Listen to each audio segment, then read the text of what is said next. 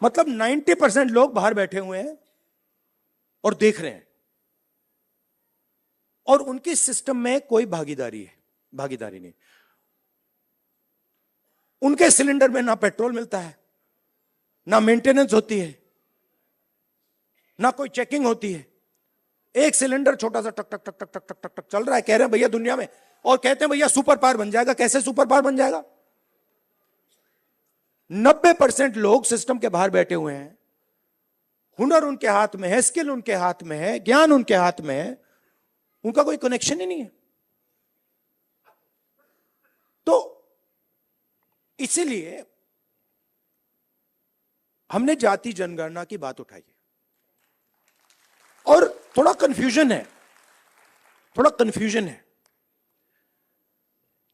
देखिए, बीजेपी के लोग कह रहे हैं कि भैया देखो हम जाति जनगणना करेंगे, उसमें ओबीसी का सेक्शन दे देंगे।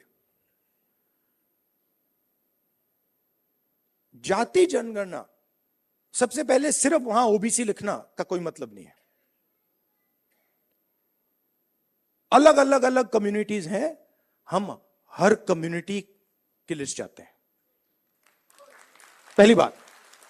दूसरी बात, हमारे लिए यह सिर्फ सेंसस नहीं है,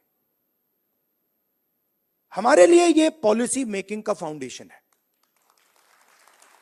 मतलब नींव है। और हम सिर्फ जाति जनगणना की बात नहीं कर रहे हैं।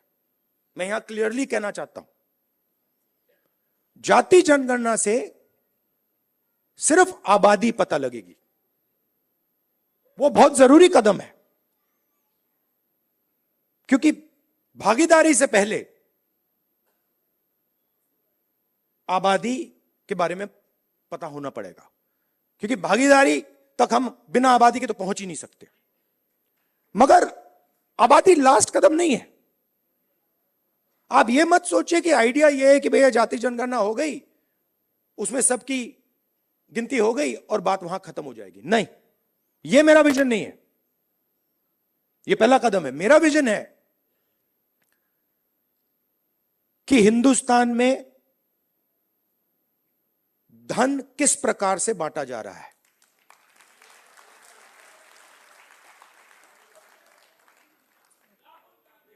ओबीसी के हाथ में कितना है, दलितों के हाथ में कितना है, मजदूरों के हाथ में कितना है,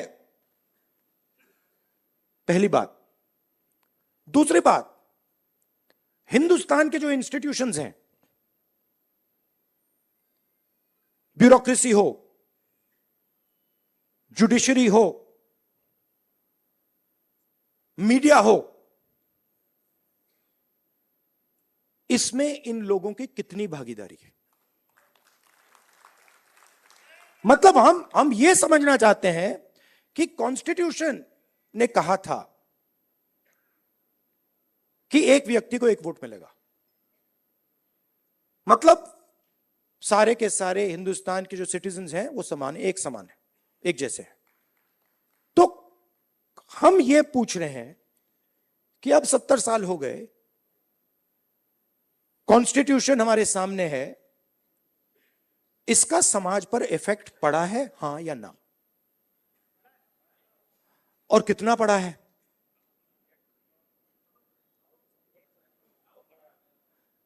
पड़ा है।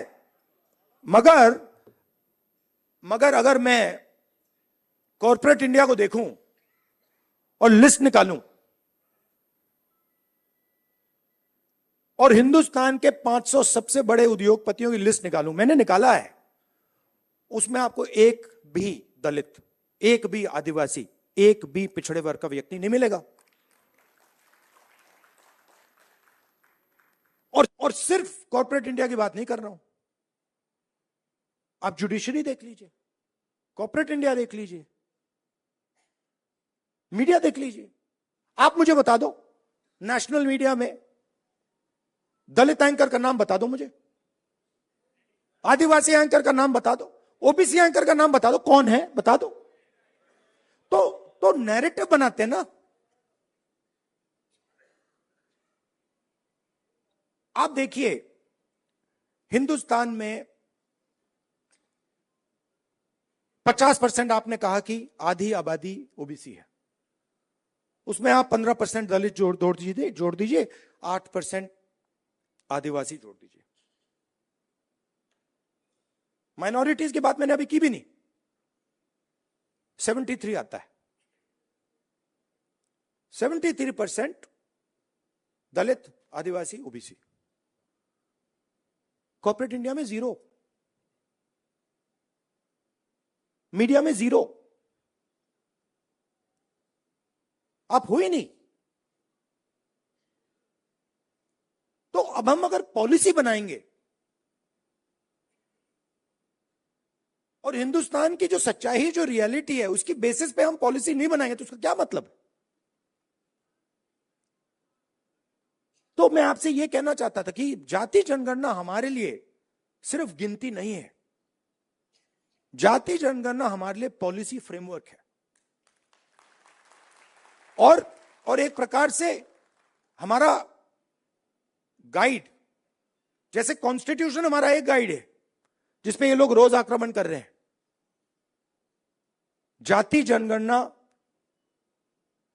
सोशो इकोनॉमिक सर्वे, इंस्टीट्यूशनल सर्वे, ये हमारा दूसरा गाइड होगा।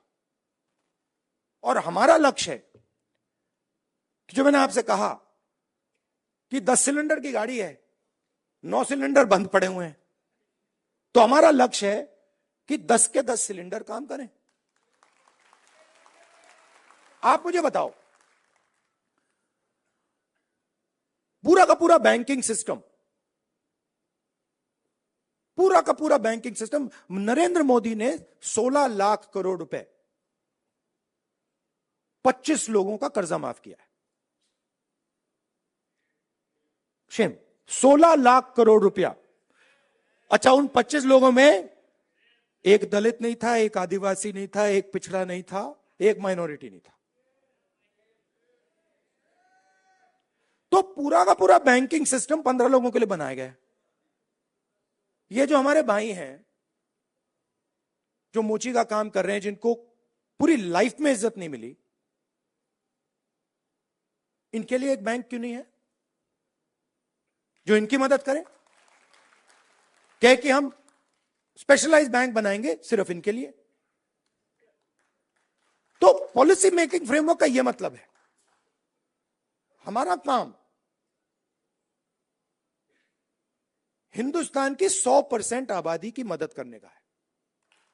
हमारा काम 5%, 10% आबादी की मदद करने का नहीं है। वो सरकार का काम हो ही नहीं सकता। और उसके लिए हमें इंफॉर्मेशन चाहिए। 21वीं सदी है, हमें डेटा चाहिए, डेटा है ही नहीं। आप नोट कीजिए, मैंने 2 चीजें कही हैं।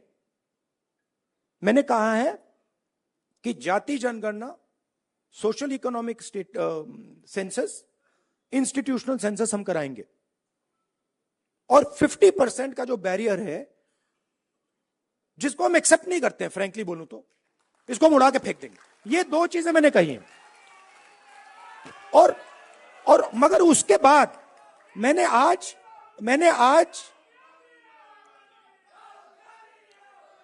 तक, सुनिए, आज तक उसके बाद हम क्या करेंगे मैंने नहीं बोला है।